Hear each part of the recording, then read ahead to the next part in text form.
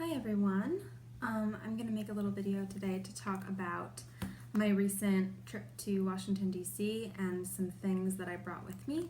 I did my first sort of travel journal. I did a challenge, just a personal challenge for myself to draw anything that I found interesting when we were in all different museums, and I just would find something that I thought was interesting and do a 1-minute sketch. And I started by, especially with faces, we went to the Smithsonian American Art Museum, the SAM, S-A-A-M, and something that I found really helpful was to start by sketching whatever element of the face or the house or the painting, whatever I was kind of inspired by. And whatever the most interesting thing was that I found is what I would start sketching. So if someone had really crazy hair, I would start with that. If someone had really striking eyes, I would start with that. And that's just because I'm not too familiar with doing sketches of that sort, just really rushed. I really like drawing people, but I don't, and faces specifically, but I don't have something that I'm really confident in, like a procedure or just a step-by-step of how I really draw something as basic as a face. I don't always start with just the shape of the face or the cheekbones, or I don't always start with the nose. I just start with all different things. So every one of these, because everyone had a different procedure, if you will, I think that all of them look really different. So I'm just going to go through some pages of different things and show you everything from start to finish. So these are the first faces that I drew. Again, these are all just 1-minute sketches, and I tried to capture whatever I found most interesting about the person first, and then kind of go from there. And you might be able to see some names. I've tried to capture some of their names or just things that I felt were really important, because a lot of these are figures from American history.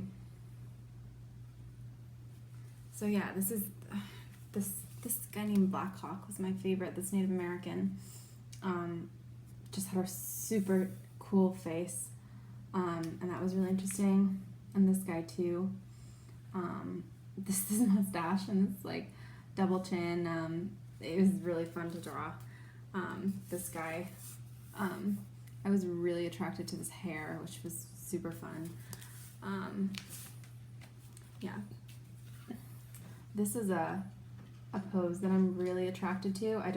Something about the, incline of the neck and the braid that's all woven. It's just really fun. My dog's trying to break in. Give me 1 second.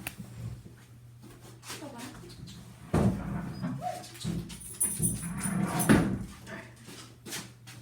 And, you can see his little face.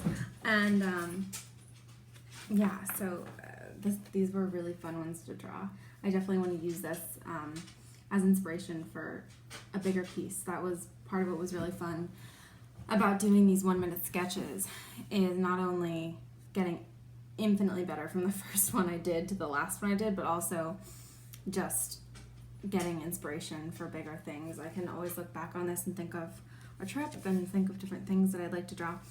This is when I ran out of my normal pencil. I was just using a number 2 pencil. I decided not to bring anything fancy, since I felt like the nature of the challenge was just to draw little sketches and just to practice.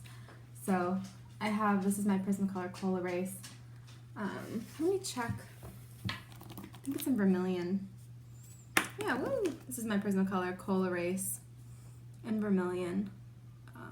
So yeah, and then I just used just a number 2 pencil with one of these grippy guys, which I like just because I feel like it helps being young and drawing so much and not having so much finger pain. So yeah, this is a cow that I liked, a bull, I guess, with the horns, but the painting was so far away. The cow was so far back in the painting that I couldn't really capture any more detail than that in a minute. I just did the shape of the face, and this is super fun to practice drawing really curly hair. I drew an Andrew Jackson I really liked. I think this was from a sculpture. A lot of the faces that I was really drawn to were from sculptures, which was neat. I didn't think of that beforehand. I just thought I'll draw whatever I find interesting.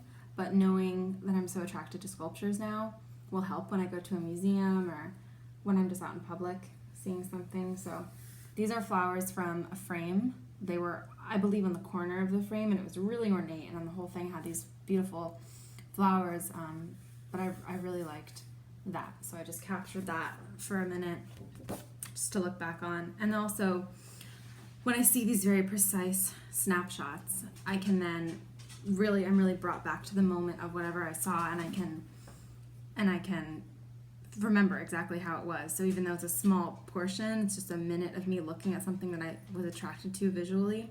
Now I have that in my arsenal, if you will. And this is some birds. This is when we went to the National Museum of Natural History. So I just written some, again, these are just mostly because of the shapes of the birds, the shapes of their faces. This one has a really cool sideways wingspan shape that I liked. So yeah, and this is sparrow up there, and this eagle who just had a really beautiful, soulful kind of eye. This is a pink fairy armadillo, which I'd never heard of before, but it's about, I don't know, maybe 3 inches, and it was super neat. It's just really beautiful colors, so I wanted to capture, and I love those big hands and the big nails, so that was really fun to capture. And this isn't working, flipping it backwards. Let's see. Some more animals, little platypus, this beautiful antler, which really looked like a big leaf. This little pygmy monkey skull, which was cool. Oh, and some more sea creatures from the Museum of Natural History. These are all shapes from iron, which is super cool, from meteors and stuff that have fallen. Some more rocks and gems and all the beautiful shapes that they make from crystals and things. This one that was crazy was paper thin pieces that looked like a big rose, and it was big and beautiful. A few more of those shapes, which are, I think, really inspiring. I would use something like this for when I'm doing a piece, and I actually have an example right here. When I was drawing this skull piece a year ago, see, I have a little abalone shell here, which I had to just look up because I wanted to include some color, and I just thought of that. But for me, having sketches of things like this around to recycle and be inspired by will help next time, so I don't do something horrible like this and just, I don't even know, just fill it in with crummy, half thought out leaf shapes to have something. So yeah, that's my thought process with that. This is some windows. We were waiting in line at the Holocaust Memorial Museum, and the building next door had some really beautiful windows. So I did those while we were just waiting. I didn't sketch in the Memorial Museum, obviously. It just isn't, I didn't feel really comfortable doing that. This is a house from a painting that I found really sweet. Looked like a place I would just want to live. So I captured that, and this is a bird from the folk art and self-taught art section at the SAM, at the Smithsonian American Art Museum. And this is just a few little tools and things from the American History Museum, modal and pastel, just a few things. I was not feeling super inspired by anything, but I also just really wanted to draw, so I was just feeling motivated, and I was like, this is the reason why I did this challenge, to just draw things. So I'm not particularly inspired by any of these right now, but maybe I will be in the future. And this is a really awesome flower that I liked, that I captured from the First Lady's dresses section of the museum, which is my favorite. These are all different shapes from different plates and things that were there at the museum. So these are from the silverware and the dining plates and stuff, the setup of all different First Ladies.